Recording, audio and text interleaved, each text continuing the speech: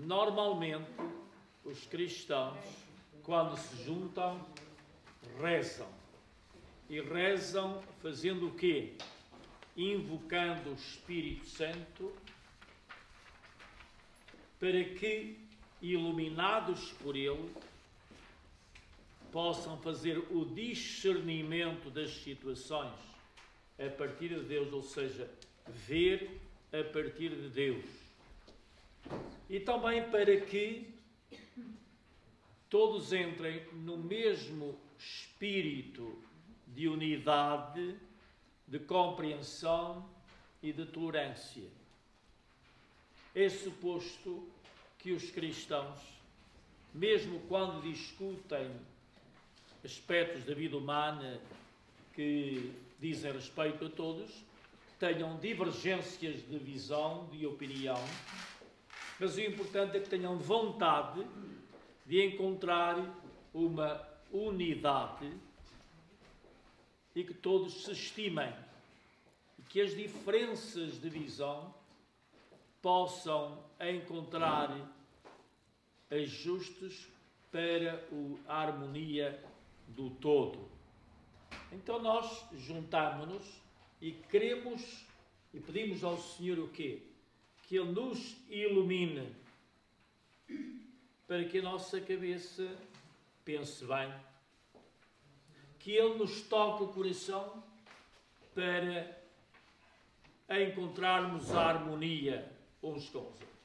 Isto é próprio de quem é cristão, que tem consciência de que somos habitados pelo Espírito de Deus. Portanto, uma palavra de explicação do porquê desta oração ao Espírito Santo. Uma palavra inicial é que temos aqui pessoas em vários níveis de formação. Felizmente temos aqui várias pessoas que há vários anos se encontram em formação em grupo.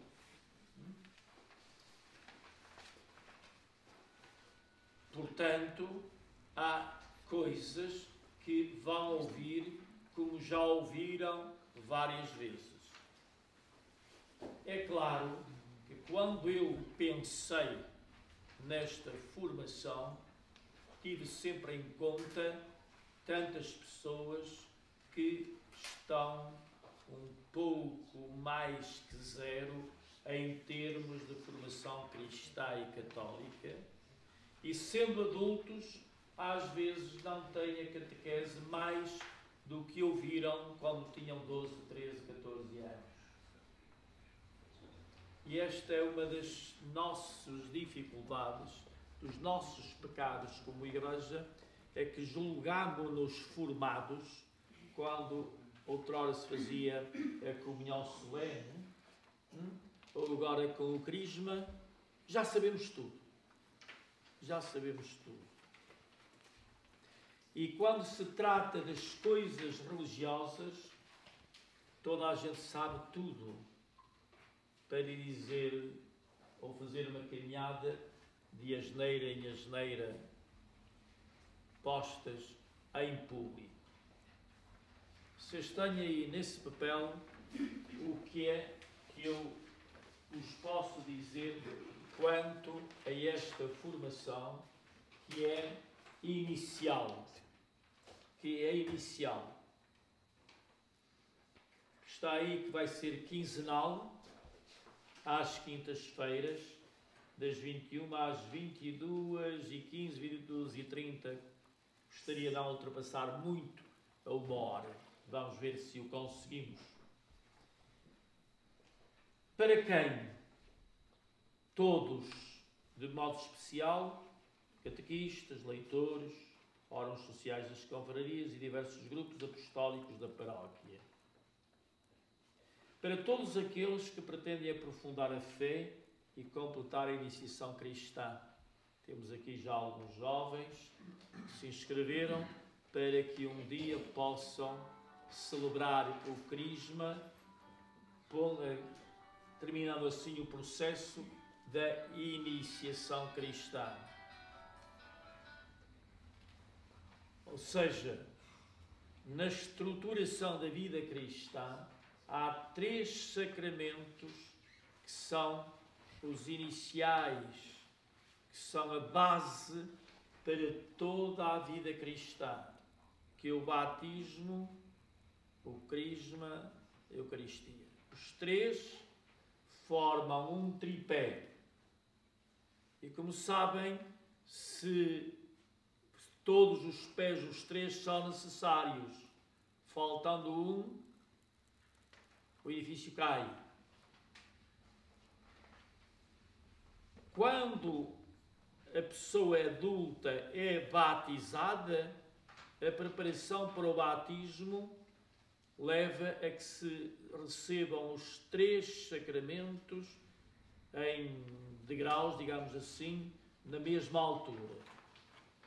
Quando, como é o caso da generalidade das pessoas, o batismo é a escolha e decisão dos pais quando somos bebés ou em crianças, então isso implica depois a continuidade, através da catequese, na preparação da comunhão e do crisma. De qualquer modo, qualquer pessoa que não tenha os 3 sacramentos da iniciação cristã não está iniciada. Ou seja, é ainda infante, criança na fé, mesmo que tenha 90 anos. Nunca completou o edifício, nunca se iniciou. E a iniciação, termo que tem a ver um pouco com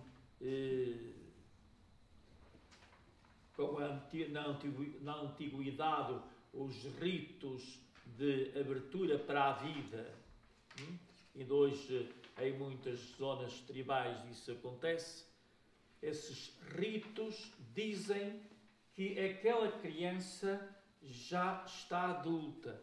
A menina, pelos 12, 13, 14 anos, o rapaz, ritos de iniciação que dizem, por verdade, que dizem a sua capacidade de gerar vida. A partir desta ideia, também no cristianismo se diz que a criança cresce acompanhada pelo testemunho da fé dos pais, dos padrinhos, da comunidade, e ela própria vai se iniciando por si, pela comunidade, com os sacramentos da Eucaristia e do Crisma, que é o estado adulto da fé. Outro termo, confirmação, diz que é a ligação com o batismo. Agora, a criança crescida aprova, confirma a escolha que foi dos pais. Também para todos aqueles que pretendem fazer a descoberta pessoal do Deus de Jesus Cristo através da comunidade paroquial. Felizmente que vão aparecendo casos que serão certamente mais numerosos no futuro, de gente que, tendo abandonado a prática religiosa, ou nem sequer tendo sido iniciado, e nós aqui em Barcelos já temos muita gente das nossas escolas que nem sequer foi batizada, tem consciência disso. Isto significa que de hoje para amanhã há um acidente e um jovem morre e não vai ter funeral religioso. Porquê? Porque nem sequer foi batizado. Isso por escolha, ou por desleixo, ou por escolha própria, não quis. O funeral, o rito religioso do funeral está feito para os que foram batizados. Seremos certamente muito mais numerosos no futuro aqueles que querem, se aproximam e querem fazer a sua descoberta pessoal de Jesus Cristo, já como adultos, portanto, crescidos em idade, mas sem referências cristãs, religiosas, porque os pais não lhes deram, porventura algumas reminiscências dos avós que ainda têm, mas cresceram sem atitudes de fé e sem conhecerem Jesus Cristo. Portanto, o que se prepara para o futuro é muito isto. Resultado, vamos ter, e oxalá tenhamos, gente inquieta que procura uma palavra de esperança, procura um testemunho de vida, porque se sente vazio e a sua procura, oxalá venha ter connosco, para dizer que queremos alguma coisa que vocês têm e nós não temos. Chamamos atenção para isto, através da comunidade paroquial, eles querem fazer a descoberta do Deus de Jesus Cristo. O que é que Jesus Cristo nos disse de Deus e o convite que nos fez a seguir com Ele na procura desse Deus. Pedi ao Ovídio Rocha que me fizesse um apanhado das grandes questões que a comunicação social hoje põe diante de nós. Notícias da atualidade, comentadas na praça pública, que nos dê assim um feedback do que vai acontecendo e também como ler de modo cristão os acontecimentos da vida. Depois deste tema, eu vou pedir ali à Gina, responsável e coordenadora do nosso grupo de leitores, que tome a leitura, a primeira leitura do domingo seguinte, a primeira leitura, para ser lida aqui por um leitor e comentada, um comentário sobre essa leitura que nos situa no contexto geográfico, cultural, histórico. Se nós ouvimos um texto do Antigo Testamento, de um profeta, de um livro histórico ou de um livro sapiencial, que nós saibamos, isto está situado no século mais ou menos, por ali naquele século, isto aconteceu naquela região do deserto, por exemplo, do Sinai, os intervenientes foram estes, neste contexto, naquele, então nós passamos a perceber o porquê daquelas palavras estarem assim. E se nós percebemos esse porquê, quem lê já tem capacidade de transmitir melhor. E quem escuta já vai perceber o alcance da mensagem. É claro que isto não dispensa depois do sacerdote de na homilia tocar no assunto.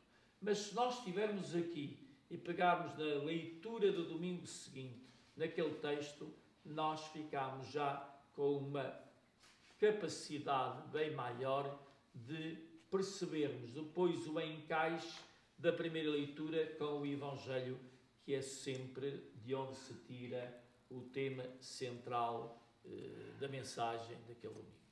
Então, eu tenho alguma coisinha para nos dizer. Muito boa noite a todas e a todos. Sejam bem-vindos. E eu tenho que vos dizer que o Sr. Prior, por volta das 6 horas, é que me disse que eu tinha que fazer.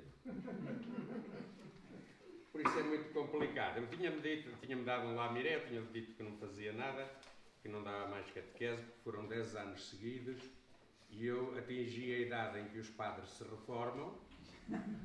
Não é a idade em que se reformam pela Segurança Social, é a idade em que podem pedir a dispensa ao bispo, aos 75 anos. Eu, como já fiz 75 anos, devia ser dispensado, mas, pelos vistos, parece que os leigos não são dispensados. E como o Sr. Prior tinha-me dito que era preciso preparar qualquer coisa em atenção a notícias e não sei o que mais, mas não me disse concretamente aquilo que ele queria. Eu fiz para aqui uma resenha, mas não rigorosamente aquilo que ele disse. E depois, até tinha aqui, mas depois que ele me ligou, eu então fui ao computador, fui ver algumas outras notícias mais dentro daquilo que ele pretendia. Olha, é o seguinte,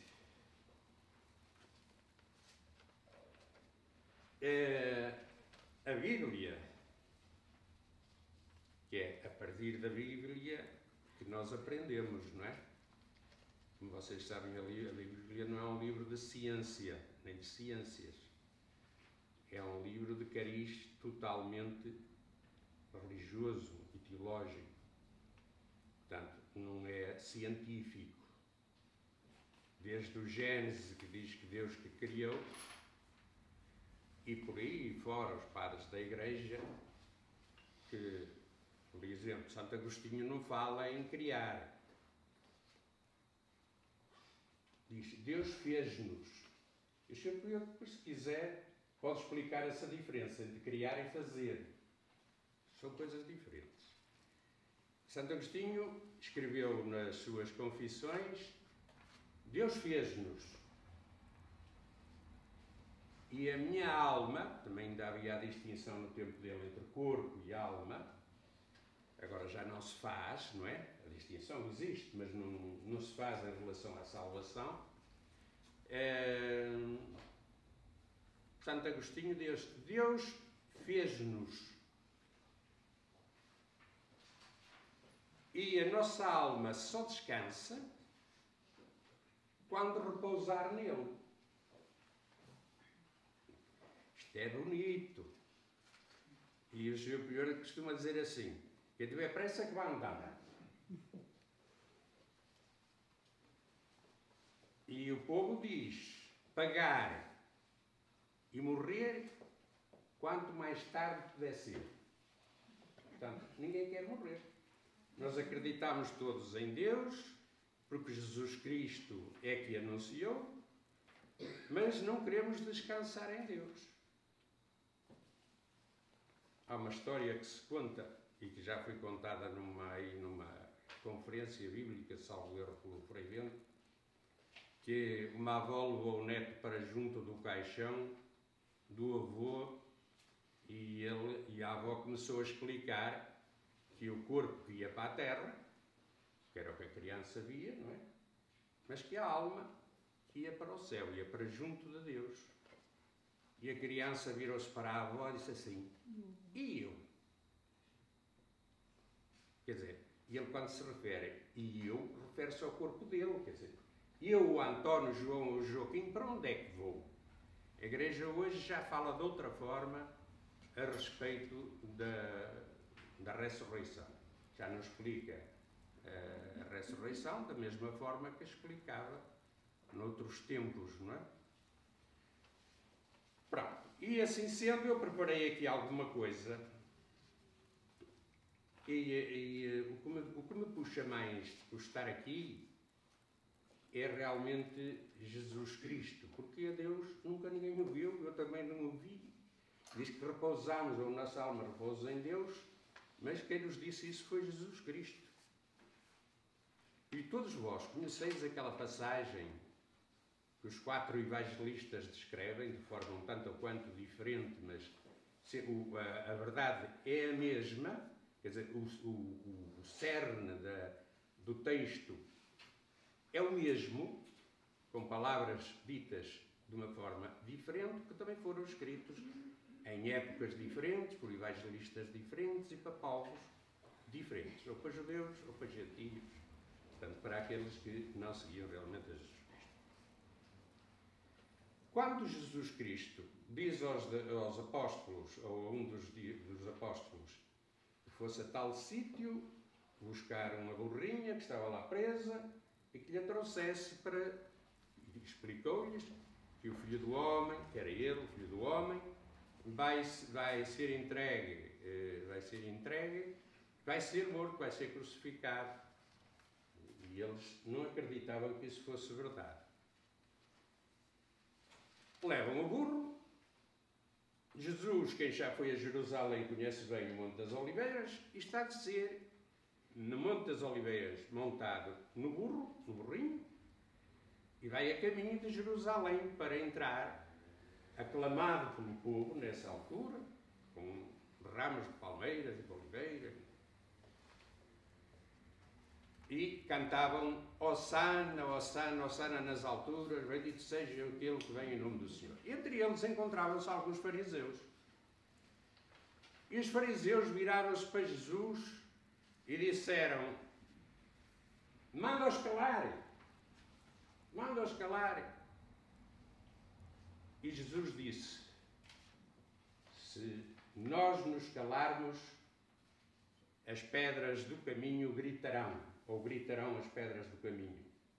E se quiserem ir ver, está em Lucas 40, 19. Porque é o único evangelista que tem esta parte, este parágrafo. Os outros não têm. Se nós nos calarmos, gritarão as pedras do caminho. Portanto, não mandou calar ninguém.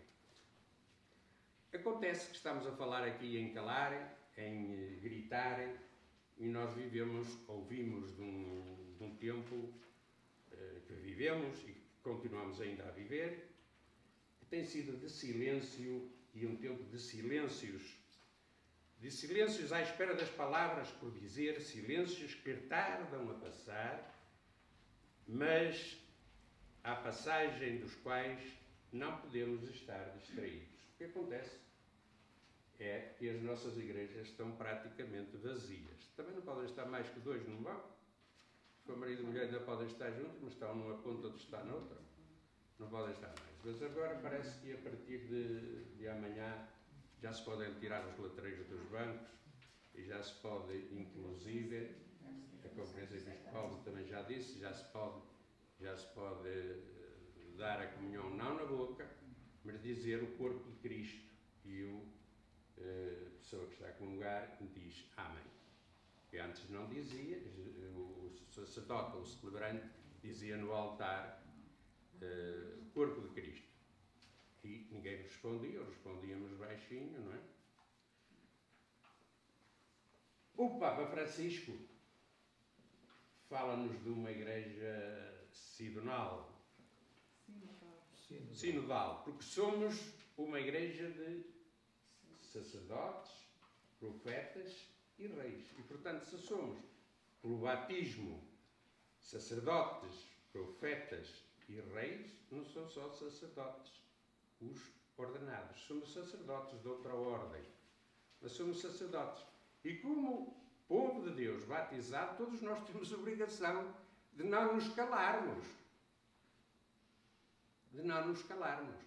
De anunciarmos Jesus Cristo. Portanto, não se calem. Temos obrigações e temos direitos de o fazer, não é? E não nos podemos calar. E devemos estar preparados, é para isso que serve a catequese, não só para nos enriquecermos e conhecermos melhor a Palavra de Deus e conhecermos melhor a pessoa de Jesus Cristo e para que a nossa vida também seja um pouco diferente, porque a Bíblia nasceu da vida, não é? Da vida do homem.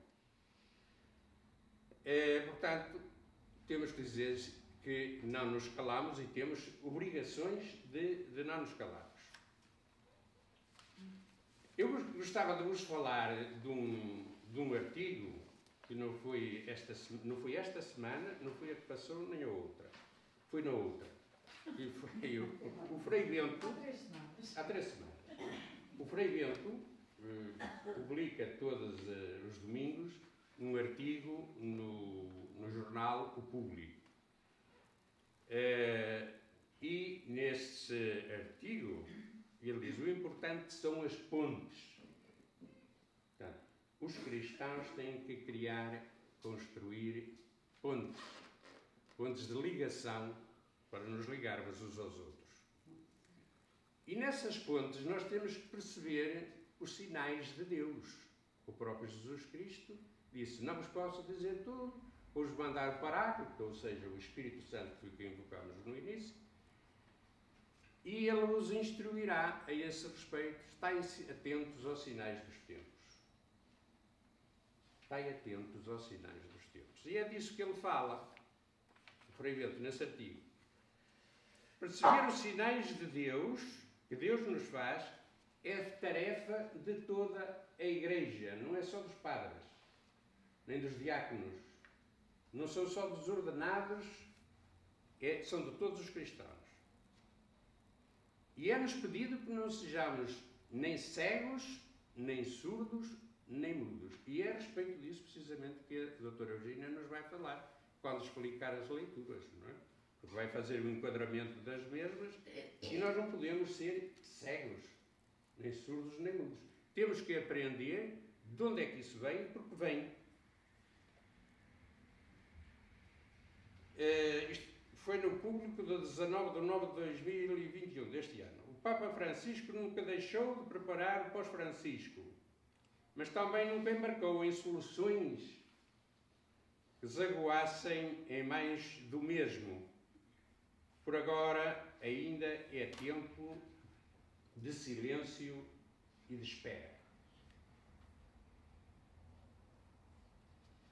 Diz o Frei Bento que a Amoris Laetitia, que é de 2021, não é? De 2021, é um documento sinodal do Papa. 2020. Foi depois do sínodo da Amazônia. Na Amazónia, não é? E ele diz que Amoris Laetitia esbarrou no muro do puritanismo que existe dentro da Igreja. Eu não concordo com tudo aquilo que o Frei Bento diz, mas concordo com 90% daquilo que ele diz. Mas também não tenho que concordar ou deixar de concordar, porque ele é padre e bem formado e eu não sou. Embora tenha aprendido na mesma escola que ele aprendeu. O sínodo da Amazónia já se afundou no Pantanal, segundo ele diz. E o Concílio Vaticano II está por cumprir. Está por cumprir, porque se o Concílio Vaticano II se cumprisse, diz ele que muita coisa se tinha modificado. E vamos avançar para nós, acho que já passei o meu tempo. No dia 26 de nove de 2021, dá título ao seu artigo: Não há ideologia do retrocesso. E é sobre a Eucaristia. É muito importante aquilo que ele diz. Ele diz-nos que importa perder o medo de inovar, de avançar, pois é urgente ouvir, ver, sentir e entender o mundo contemporâneo. A estrutura e o estilo da Eucaristia dominical dão a ideia de continuarmos agarrados a expressões de um mundo que já não encarna a linguagens e as experiências cristãs. Por isso é que, reparem, quando estamos na igreja, praticamente só vemos cabeças brancas. E as que não estão brancas estão pintadas. Porquê? Porque a juventude deixou de ir à Eucaristia, deixou de ir à missa. Mas vamos em frente. O Papa Francisco disse que lamentava, disse esta semana que lamentava o esquecimento de Deus na Europa. Afirmou que a presença de Deus é diluída e que isso é visível todos os dias, sobretudo com a juventude. E ele considera que a própria Igreja tem culpa disso. Passando para o campo civil, tivemos a reunião da ONU, do Secretariado-Geral da ONU, e o António Guterres, o Dr. António Guterres, afirmou que o mundo está à beira do precipício. Ele não diz nada de novo porque o Papa Francisco já disse isso há muito tempo e escreveu, inclusive, muito a esse respeito. diz que nunca estivemos tão ameaçados, nunca estivemos tão ameaçados como agora, nem tão próximos do precipício. E o precipício ele refere-se ao clima e não só, às guerras iminentes, à pobreza e à fome no mundo. Em relação à catequese, há um bispo que já passou pela Diocese de Braga, que é o Dom António Moiteiro, e que é bispo de Aveiro, e que é um dos bispos que está lá salvo há 5 anos e que já foi o bispo mais inovador em relação à catequese. E a catequese tem realmente que inovar, tem que se inovar a catequese e tem que se fazer catequese não só das crianças e dos adolescentes, mas também dos adultos, de uma forma totalmente diferente. E agora passarei aqui esta imagem, que estava já prevista.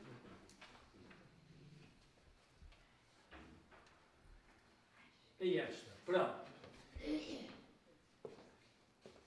Como a entendermos tudo isto que a Bíblia levantou, estes assuntos? Olha, pus aqui, foi uma fotografia que fiz hoje, de documentos que são fundamentais de conhecer.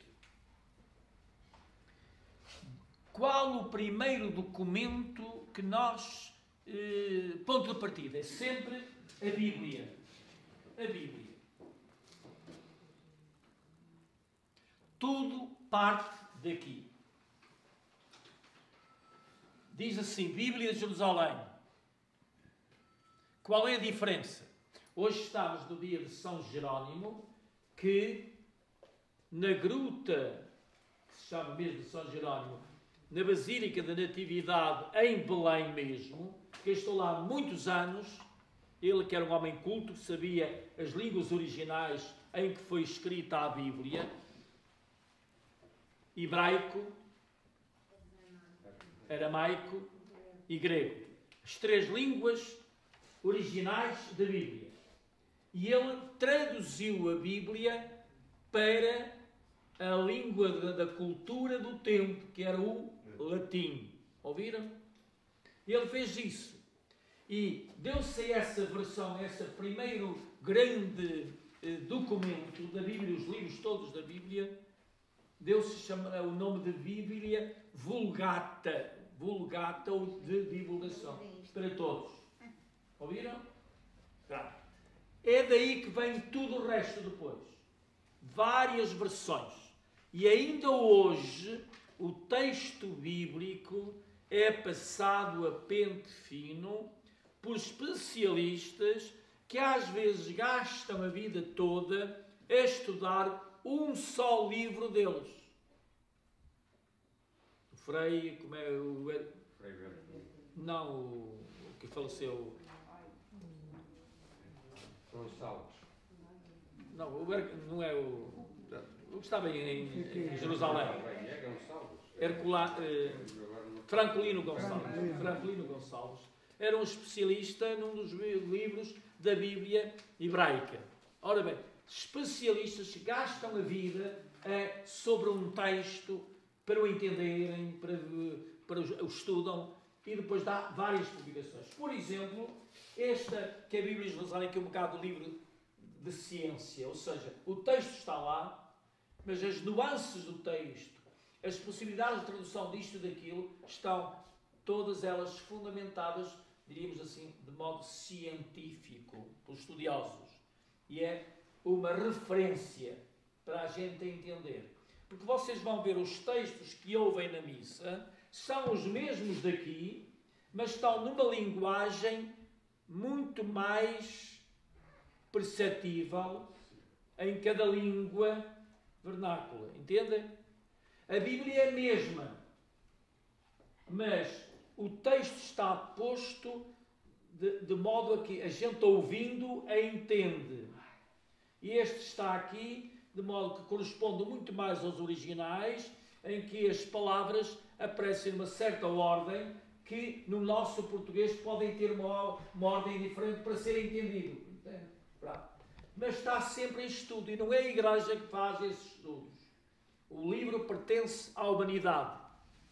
e qualquer estudioso pode debruçar-se sobre ele. Por exemplo, nós temos agora a Conferência Episcopal Portuguesa, um grupo de especialistas em Portugal, para além dos padres capuchinhos que tradicionalmente se debruçaram sempre sobre a Bíblia e publicam as Bíblias que normalmente andam por aí. A Conferência Episcopal está agora a lançar em volumes estas traduções que são sempre ajustadas à linguagem, e a linguagem é evolutiva. Certamente que vocês não vão procurar no texto bíblico que falem em computadores e gigabytes. Claro que não.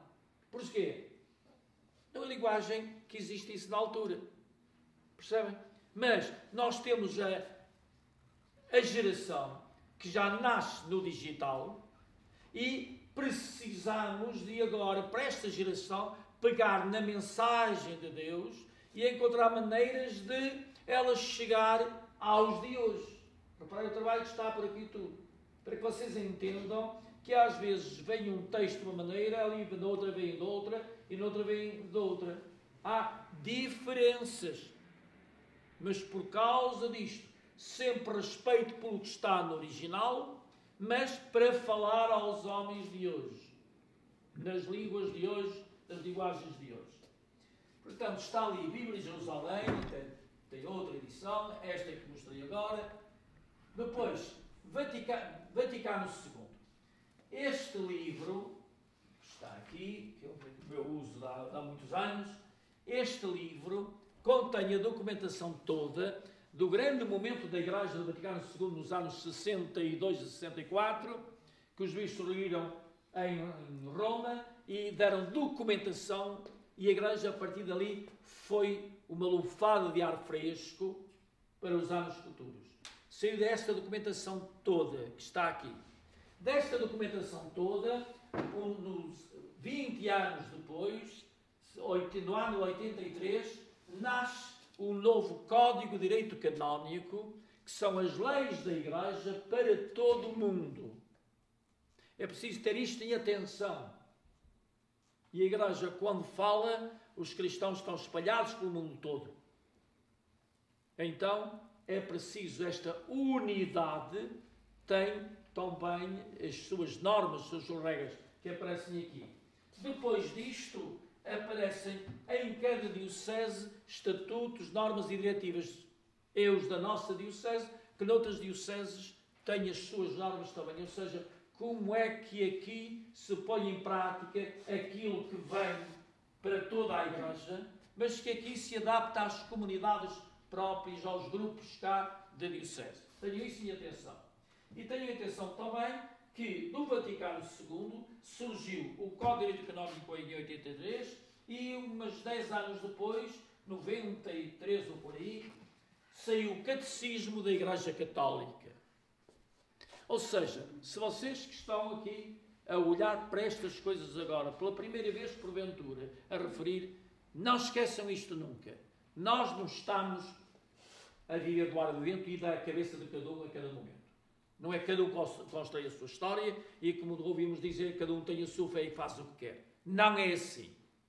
Há um trabalho por trás disso tudo e eu, o crente de hoje, como crente hoje, eu tenho atrás de mim séculos de caminhadas de outros crentes que também eles foram tocados por Jesus. Então, eu faço parte desta família. E em qualquer família há regras de comportamento, há modos de respeitar, modos de estar. A minha família cristã católica tem uma grande história por trás. Não esqueçam que hoje nós temos este documento de um acontecimento único que deu depois um resumo. Se vocês perguntarem, eu sou católico, em que é que acredito católico? Está aqui tudo. Em que é que nós acreditamos os católicos? Está aqui. Catecismo da Igreja Católica. Que também já tem uma outra revisão sobre alguns aspectos. Lembra-se do tema da pena de morte, por exemplo, que já houve ajustes. Está aqui. Depois deste surgiu ainda este. E o CAT. Este livrinho foi, suponho, no ano 2010, 11, que surgiu esta edição em que o Vaticano, a Santa Sé, preparou a doutrina que está aqui dos católicos, preparou uma edição apresentável em jeito jovem, e o CAT, Catecismo dos Jovens, com perguntas e respostas, uma apresentação diferente da mesma doutrina dali. Percebem? Porque vocês sabem que a mesma matéria, se apresenta a uma criancinha de 7 ou 8 anos, tem que ser de uma maneira, está ainda a conhecer as primeiras letras, se é para um de 12 ou 13 anos, é de outra maneira. A doutrina da Igreja apresenta-se para os jovens deste jeito. Então, eu gostaria que tivessem isto em atenção como referenciais. E agora, passarei a outra coisa, que é a seguinte. O plano do Catecismo da Igreja Católica, que também esse texto é para ficar convosco. Cá está. Olhem, o que é que tem aqui? O que é que tem aqui? Aquilo que está ali. Está dividido em 4 partes. Primeira parte, segunda parte, tem outro slide, mas vocês têm aqui. Isto é para que vocês guardem convosco. Para terem um fundamento sério, objetivo e saber onde é que estão as coisas. Tudo o que a Igreja afirma está aí, nesse esquema. Então, a primeira parte diz assim, profissão de fé. Eu creio. O que é que nós nos dizemos? Cremos. Gostaria de hoje me fixar um bocadinho por aqui. Olhem, cada um olhe para si. E a primeira coisa que nos acontece na vida, tomem consciência disto. Quando a criança nasce, ou é protegida, cuidada, de imediato, ou morre. Não é a primeira coisa que a criança faz pensar. Está vendo? Todos nós, primeiro. Mas comemos primeiro. É. Então há necessidades básicas que estão muito antes do pensar. Quando a criança começa a fazer perguntas, são todas muito básicas. Ouviram? Então pensai nisto. Já diziam os senhores, primum vivere prostesse filosofare. Quer dizer, primeiro a gente vive, come, bebe, faz as suas necessidades, tudo isso, biológicas. Mas o que é primeiro? Essas necessidades fisiológicas ou a ternura, o amor com que nós somos acolhidos na vida? Diga lá quem é que está primeiro. Se não formos acolhidos com amor, o que é feito, o que acontece a cada um de nós? Então reparai, é esta vida humana com afeto que é o nosso princípio. Depois começamos a fazer perguntas. E as perguntas evoluem com o tempo. E eu pergunto, e vocês que estão aqui, quem é o mais velho? Serei eu? Quem estão aos 70, 80 anos? Continuamos ou não continuamos a fazer perguntas? Eu continuo a fazer perguntas. Entendem? Então vocês, os mais novos, pensem nisto. As perguntas acontecerão sempre. Nunca responderemos suficientemente às perguntas da cabeça, da razão. Mas, entretanto, enquanto esperamos por respostas, nós temos que viver. Ou não é verdade? Então, eu costumo dizer assim aos crismanos, habituem-se a viver com muitas perguntas sem resposta. Mas não me deixem nunca de fazer perguntas. Percebem? Façamos perguntas, mesmo que não tenhamos respostas. E é aquilo que eu queria que vocês fizessem aqui. Façam perguntas à procura de respostas. E aí está, diríamos assim, o melhor da vida, a beleza da vida está nisto. A leitura do próximo domingo, a primeira leitura, é a leitura do livro de Gênesis. Começamos logo ali pelo Gênesis e sabemos que Gênesis, criar, fazer, nascimento, criação, origem, serão os primórdios de tudo. Estes primórdios de tudo estão nestes livros. Porquê? Porque são as interrogações que o próprio homem, na altura, criava para explicar o seu Deus, o Deus e a mundividência que lhe era oferecida no dia-a-dia. Eu, de vez em quando, falho um bocado porque estou cansada. Então, o que é que nós podemos aqui ver? Que nós vamos ter, à partida, uma tendência para partir de mitos e lendas. Mesmo o pó do barro, o Adão do pó de barro, o barro é um mito da Mesopotâmia e o barro é um elemento criador. E por isso o homem transforma-se em pó porque é criação também. Não é porque se desfaz numa coisa que não existe. É porque dali nascerá então outra coisa. Então vai remontar ao tempo do rei Salomão, mais ou menos século X a.C., o início de tudo.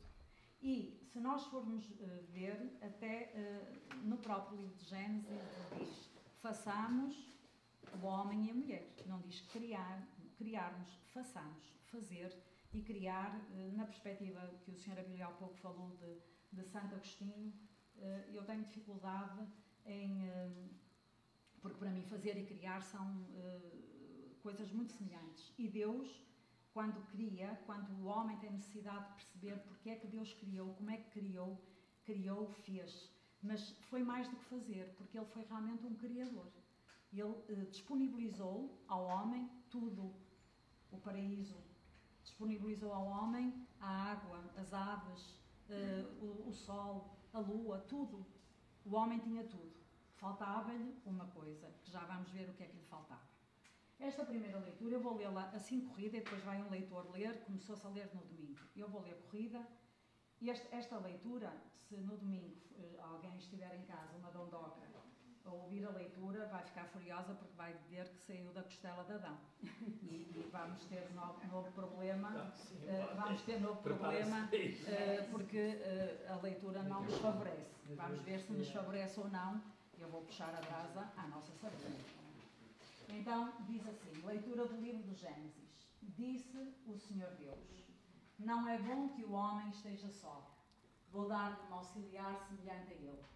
Então o Senhor Deus, depois de ter formado da terra todos os animais do campo e todas as aves do céu, conduziu-os até junto do homem, para ver como eles os chamaria, a fim de que todos os seres vivos fossem conhecidos pelo nome que o homem lhes desse. O homem chamou pelos seus nomes todos os animais domésticos, todas as aves do céu e todos os animais do campo. Mas não encontrou um auxiliar semelhante a ele. Então o Senhor Deus fez descer sobre o homem um sono profundo, e enquanto ele dormia, tirou-lhe uma costela, fazendo crescer a carne em seu lugar. Da costela do homem, o Senhor Deus formou a mulher e apresentou ao homem. Ao vê-la, o homem exclamou: esta é realmente osso dos meus ossos e carne da minha carne. Chamar-se-á mulher porque foi tirada do homem. Por isso o homem deixará pai e mãe para se unir à sua esposa, e os dois serão uma só carne. Palavra do Senhor. Então, nós vemos ali o quê? Primeiro, vemos logo, disse o Senhor Deus. A tentativa do escritor do livro é trazer Deus para cá. Disse, Deus tomando a qualidade de ser humano. É o que nós fazemos hoje. Portanto, não evoluímos nada.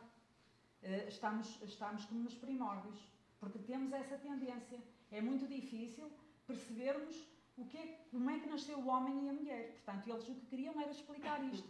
Como é que o homem e a mulher, a humanidade, nasce no meio desta coisa fabulosa que foi criado o universo, não é? E conforme tudo o que Deus ofereceu. Então o homem tinha tudo, mas faltava-lhe alguma coisa. Ele não ia participar com uma ave, um animal doméstico ou com uma planta da mesma forma que iria participar com a sua semelhante. E quando ali o homem, Deus põe Adão a dormir, a dormir. Porquê? Porque realmente ele dá a capacidade ao homem de dar o nome às coisas, porque foi, ali diz, perceberam? Portanto, foi o homem que deu o nome a tudo, dá essa autonomia ao homem, essa capacidade criadora ao próprio homem. Portanto, Deus deu-nos esta coisa fabulosa de nós também criarmos, mas a criação é dele.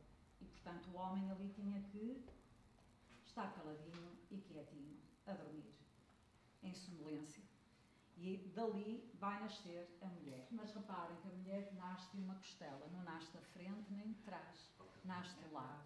Portanto, ela é uma parceira, ela é uma companheira, e o homem é o companheiro, é o parceiro. E dali, depois, o matrimónio e a nossa convivência. Que depois temos aqui uma pergunta para o Senhor Prior, não é? Como é que então o celibato se explica no meio disto? Falta a mulher ao homem, digo eu. Ele depois vai explicar. Tem que explicar. Mas vai ter que explicar. Ele vai ter que explicar isto.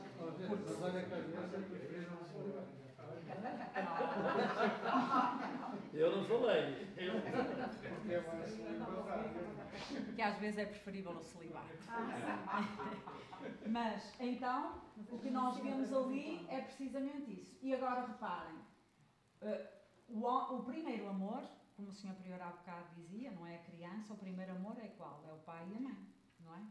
Mas o homem vai ter que abandonar esse amor primeiro, esse amor primordial, o amor e o amor puro, e nós não vai substituí-lo por outro amor, mas vai sair desse amor para entrar noutro amor, que é esse amor entre o homem e a mulher, para depois darem novas gerações e criarem o resto da humanidade.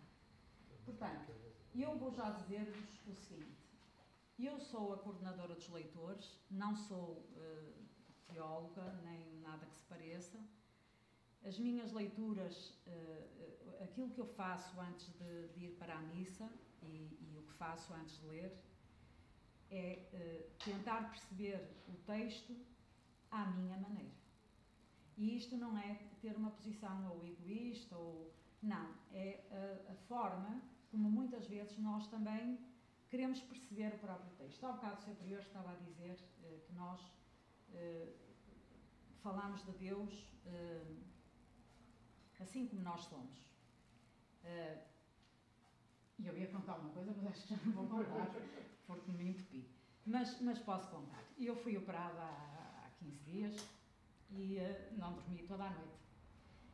E estava em sofrimento. No quarto ao lado estava um bebê que tinha nascido. E eu estava comigo, nos meus pensamentos, e rezei e pedi a Deus que me ajudasse, porque estava realmente a ser duro. E o bebê chorava constantemente. E dei comigo a sorrir e a pensar assim, que engraçado. Este choro deste bebê não me perturba. Este choro deste bebê é Deus, às tantas, a trazer-me a vida. Portanto, o que é que eu fiz ali? Às tantas, fui trazer Deus até mim, na minha limitação. E eu acho que isso é que é a vivência de Deus, porque vivê-lo na transcendência, como se nós fôssemos monges do Tibete, que estamos lá, não sei se é isso que me interessa. A mim interessa-me Deus assim, desta maneira. Portanto, quando estiverem a ouvir este texto, no domingo, pensem que a mulher aqui é semelhante, igual, parceira ao homem. Deus não iria criar a mulher menor ao homem. E, portanto, nós, mulheres, na nossa vida, temos que fazer isso, mostrar aos homens que somos semelhantes a eles, iguais a eles, e eles iguais a nós, porque somos criaturas de Deus. Todos, homens e mulheres. A do celibato fica para o Sr. Prior, porque eu gostava que me explicasse isto. Eu gostaria de não levantar mais leves, porque estamos aqui há hora e meia e foram tantas as leves que se levantaram, quase tenho a certeza que aqueles que vêm pela primeira vez começam a ficar assim com tanta coisa levantada, com tanta coisa. Temos que começar a pôr a ordem, sabermos situar, Este texto, por exemplo, muito bonito, sempre se explicava também assim, que esta atração mútua do homem para a mulher e da mulher do homem está nesta coisa, foi do lado do coração, tirado coração a coração. É o coração que pede outro coração, ali. É o amor. A atração mútua dos sexos é coisa boa e querida e abençoada por Deus. Está bem? Entende? Só que depois são tantos séculos de história em cima disto, com tantas paixões, tanta concupiscência, tantos mal-entendidos e tantas, diríamos assim, orgulhos e vaidades metidas no meio disto tudo. E estraga tudo, porque uma das coisas que diz o texto, depois de Deus criar, diz assim, e Deus viu, era tudo muito bom. Tudo muito bom. É um texto lindíssimo esta criação, que acho às vezes, prego isto nos casamentos, ainda não se encontrou maneira nenhuma melhor de dizer a condição do ser humano, homem e mulher iguais em dignidade, e que o que nós nos perguntamos hoje sobre o mistério da vida, de onde vimos, para onde vamos, todas estas perguntas que são existenciais, são as mesmas que lá no século X, como disse a Gina, o autor sagrado se punha. Ele, humano, a partir da sua fé em Deus, dá-nos este texto maravilhoso. Não vos falo hoje mais, porque depois o texto, como é que ele apareceu, como é que foi formado, porque isto vem de tradições orais.